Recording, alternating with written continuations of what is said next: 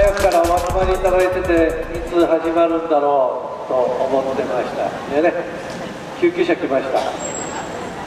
で、比較的早く具合悪くなった方は救急車に入ったんですね。ところがそこから出発しない。これが今の埼玉の医療問題。私ども8年前に吉川春子さんを押し立てて、この問題を初めて県知事選挙の中で大きくクローズアップしました。埼玉県は人口10万人あたりの医師の数、看護師の数が最低だ、47番目だよ、こういう話をしました。実は OECD 主要35カ国の中で日本は最低なんです、ね、OECD の中で最低で、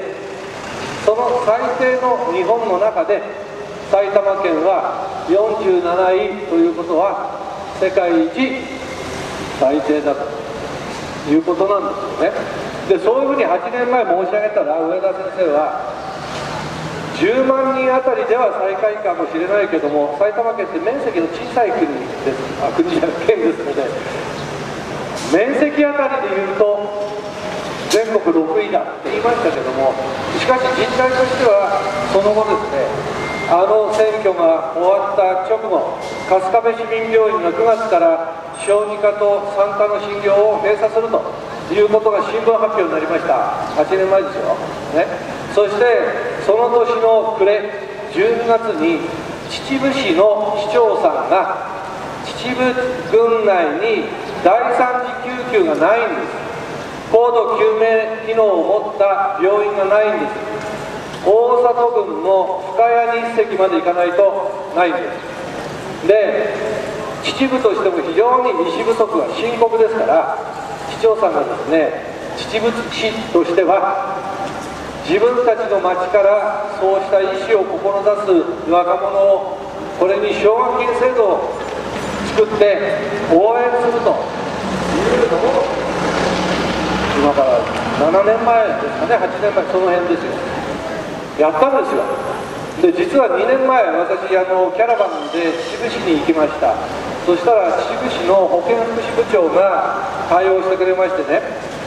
うちの市で作ったその奨学金、医師の奨学金制度で、いよいよ第1号が来年からっていうか去年だと思いますが、来年から秩父市民病院に入ります。私ね、これ本当に立派なお仕事だと思いました。そしてあと2年後には第2号が控えてます。で、しかもその秩父市民病院では周産期小児科の問題についても、諸山にある埼玉医科大学の小児科部長さんなどを招聘して市民病院の小児科体制を維持する。やっぱりね、こういう工夫を県がね、どういうふうにできるかということが大事だと思います。先ほども出発するまでには病院探してるわけでしょ。すぐそこに独協があるんですよね。近所に病院はいっぱいあるんです。しかし満床であったり救急対応ができない、状況はどうだったか分かりませんけども、そういういわゆる医療設備、医療施策の貧困の中で、いわゆるその新聞でたらい回しってこう言われますが、たらい回しじゃないんですよね。みんなができるのに俺んとこダメ、俺んとこダメって言ってるのはたらい回しですが、どこ聞いてもできません、手一杯です、こういうことでしょ。だからこれを埼玉県政の重要な命と県民の命と暮らし安全を守るということを言うんであれば、この問題最大限取り上げて、みんなしてこれ実現させようではありませんか。ですから医師不足の問題について言えば、一つは奨学金制度をどう充実させるか、それから4年前の県知事選挙の後、4年前も私たちこういう訴えをしましたよね。で、その後埼玉県議会の超党派の議員、全ての議員が議員連盟を作りました。埼玉県立大学に越谷にありますよね、県立埼玉大学、そこに医学部を作ろうと。こういう議員連盟ができて、今動きがちょっとまだ遅いけど始まってる。でその一方で総合医局制度、あるいは一般大学の卒業生、一般大卒者を医師を目指す学生に対してその後の専門的な教育機関を、これは医科大学を設置するよりはかなり比較的短期で、実践的な力になるという面もありまして、済生会栗橋病院の元院長補佐の本田先生などはこういうことを展開しておりま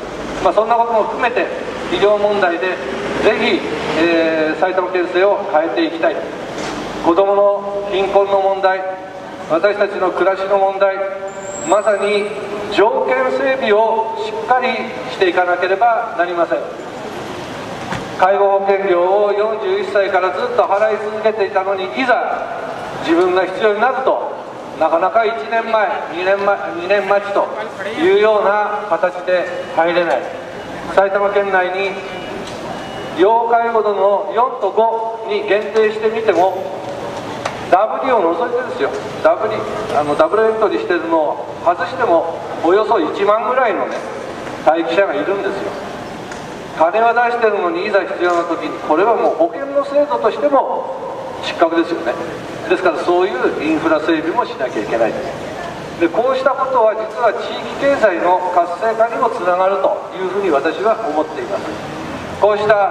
暮らしに密着した身近な生活保障インフラは、これができることによって住民の皆さんの利益になるし、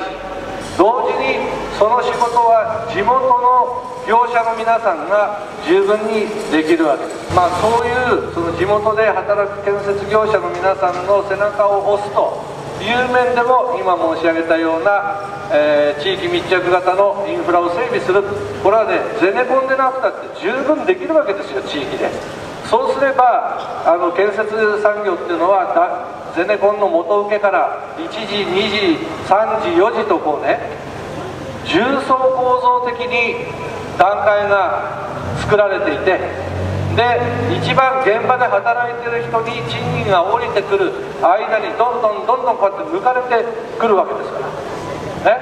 地元の企業がきちんと請け負ってやってくれれば、少なくともこの重層構造を短くすることができるわけです。そして地元の業者の皆さんも元気になる。こういう形で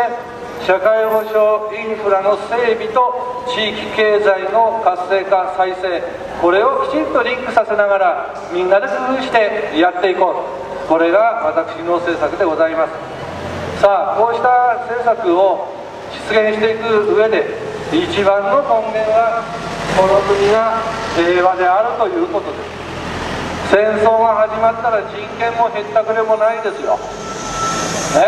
今本当に70年間世界で192の国連加盟国がありますが、本当にねこの70年もの間戦争はなく、自衛隊が海外に出てって外国人を殺したり、外国の兵隊から自衛隊員が殺されたり、こういうことがなくて済んできたわけです。そして世界の国々、特に中東諸国からは、日本は憲法、平和憲法9条を持つ国として尊敬をされ、親日派が中東の中に多いというのも、そうした平和憲法を皆さんの力で守り抜いてきた、このことの大きな成果だと思うんです。これを今大きく変えようってわけでしょ。エジプトに行って余計なことを安倍先生言ってきてね、ああいうことになってきますと、やっぱりこの国が攻撃の対象になる、こういうことは十分考えられますよ。私が勤務し、現在も隣の清瀬に引っ越しちゃったわけですが、新座には米軍の大和田通信基地があります。所沢にも基地があります。そして入間の航空自衛隊の基地、ここには自衛隊専用病院を作るという計画もあります。本当に今安倍政権の暴走を許し、戦争をする国になったとしたら、この国が集団的自衛権の行使によってこの国が攻撃の対象になるということは十分考えられる。そして子どもたちが戦争に駆り出される。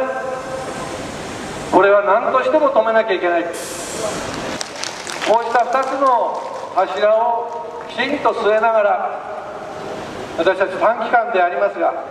皆さんと一緒に知恵と工夫を凝らしながら、一緒にこの暑い夏を戦い抜き、そして知事の座に座る、こういう決意でございます。どうぞ皆さん、周りの多くの人に広げていただいて、そういう嵐を吹き起こそうではありませんか。その先頭に立って頑張ることを申し上げて、この場からのお訴えとさせていただきます。どうぞ皆さんよろしくお願いいたします。